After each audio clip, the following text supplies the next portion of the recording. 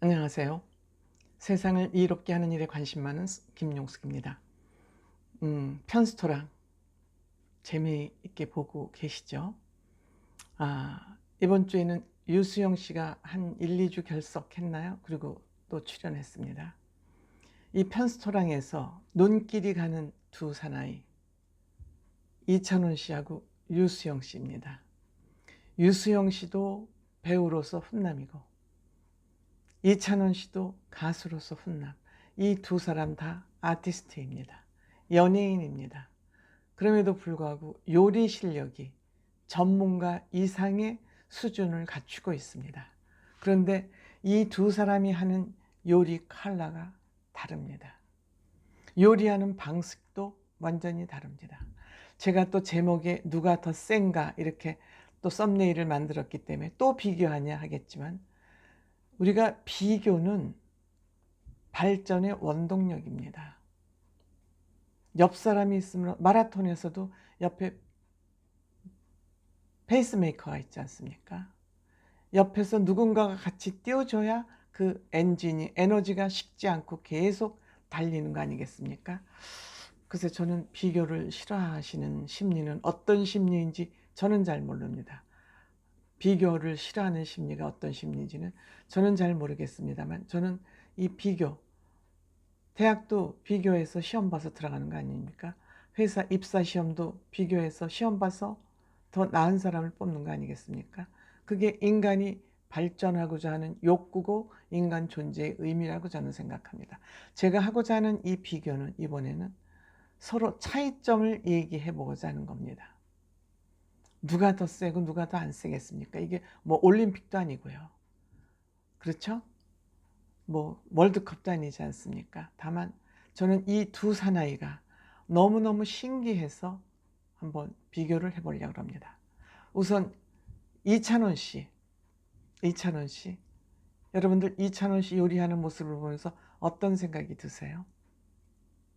뚝딱 요리. 무슨 요리를 하겠다 그러면 망설임 없이, 무슨 머릿속에 뭐 여러 가지 뭐 일머리 잡지 않고 뚝딱 돌진합니다. 그리고 뚝딱 만들어냅니다. 능력이죠. 뭐가 다 갖추어져 있고, 뭐 주방 도구가 갖추어져 있고, 뭐 요리 재료가 갖추어져 있고, 그래야 만드는 게 아니라, 이 요리를 해야 되겠다 그러면 자기 요령으로 주물럭주물럭해서 뚝딱 만들어냅니다. 머릿속에 뭐 레시피를 굴리지 않아도 돼요. 그 요리는 이렇게 하면 되지. 이거는 뭐냐? 경험에서 나오는 거죠. 이론에서 나오는 게 아니라 경험, 현장 체험에서 나오는 실력이죠. 근데 이찬원 씨는 계량도 하지 않아요. 그냥 손맛이에요. 이것도 뭐 경험칙에서 나오는 거죠. 그냥 이 정도는. 엄마들이 요리 배워서 잘하시나요? 많은 경험에 의해서 하도 하다 보니까 몸에 밴 거죠. 요리 DNA가 그냥 축적이 돼 있는 겁니다. 이찬원 씨도 이런 요리를 하고 있습니다. 뭐 계량컵으로 조리를 해서 뭐 이렇게 하는 게 아니라 그냥 쏟아붓고 모양 내지 않고 있는 거 그 범위 내에서, 다만 어떻게 하면은 맛이 있다는 거를 그냥 동물적 감각으로 익힌 거죠. 정말 신기하죠.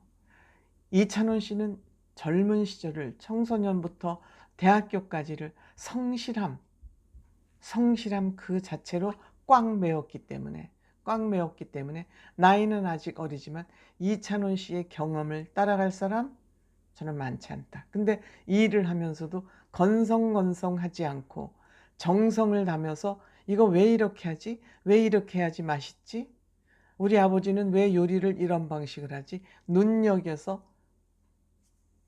열심히 골똘하게 관찰했기 때문에 그 기본을 알면은, 수학 공식을 알면 수학 문제를 다 풀듯이 기본을 알고 있으면 그 기본으로부터 응용력은 무궁무진한 것이죠. 무궁무진한 것입니다.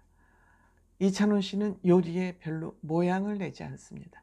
플레이팅을 별로 그렇게 중요하게 생각하지 않습니다. 실속파입니다. 내실을 중요하게 생각하는 그런 사람이죠. 그러면 유수영 씨는 과학적 요리를 하죠. 과학적 방식으로 요리를 하지요. 굉장히 이것도 중요합니다. 이것도 효율을 따지면 굉장히 중요한 거죠.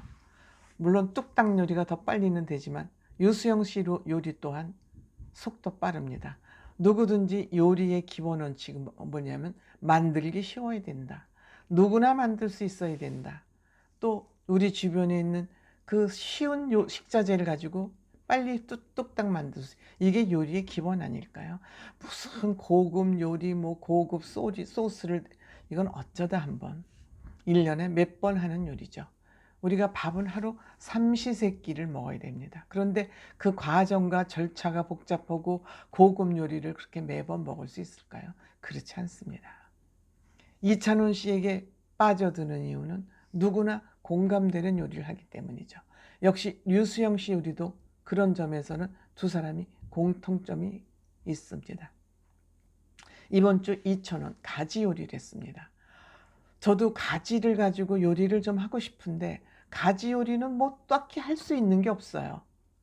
그냥 쪄서 무치는 고전적인 방법 외에 조금 뭐 가지를 소금에 살짝 절여가지고 뭐 또 프라이팬에 뭐 좀 소스를 달리해서 볶아내는 그 정도 요리 이외에는 뭐 가지밥이랄지 특별히 요리를 할 것이 생각이 안 나는데, 이번에는 2,000원 가지를 사가지고 와서 가지를 튀겨서 그것도 바삭바삭하게 튀기는 요령이 있지 않습니까? 물을 붓지 않고 그냥 가지에다 소금 살짝 뿌리면 그 가지 소금에서 물어나는 가지 제 몸 물기에다가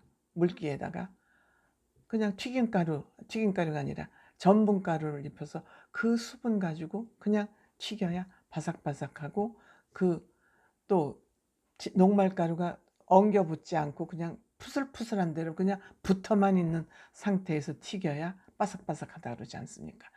저는 뭐 주부가 지금 몇 년째인데도 그 정도를 모르고 있었잖아요. 그런데 과학적으로 접근을 해서 이렇게 만들어내잖아요. 그리고 소스. 그러니까 말하자면 가지 탕수를 만들었다고 봐야 되나요? 제가 보기엔 그걸 뭐 가지 탕수라고 그러면 되겠습니다만 또 뭐 근사한 또 이름을 붙였군요. 어향가지라고.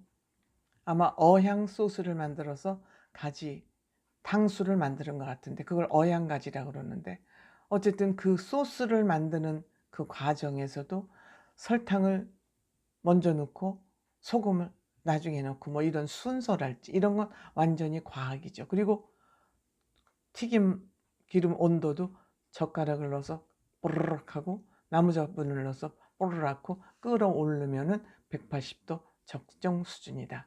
뭐 유수영 씨 그 레시피는 SNS에 많이 올라와 있으니까 여러분들이 어양가지 찾아보시면 그 뭐 소스 양은 잘 아실 수 있을 것 같고요. 포인트는 먼저 생강기름을 낸다는 거. 그 생강향에다 이제 마늘을 볶기 시작해서 순서대로 한꺼번에 다 넣으면, 야채를 한꺼번에 넣으면 습기가 나와서 맛이 없어지니까 쪄지니까 순서대로. 요게 요런 것들이 과학적 요리 접근법이죠.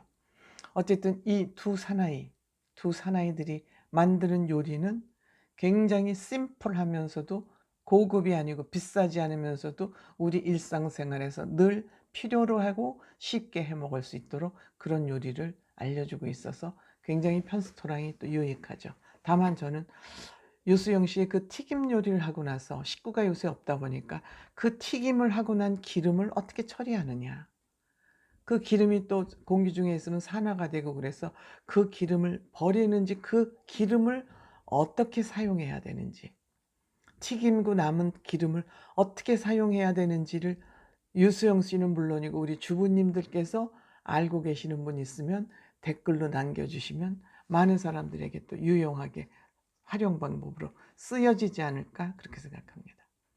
고맙습니다.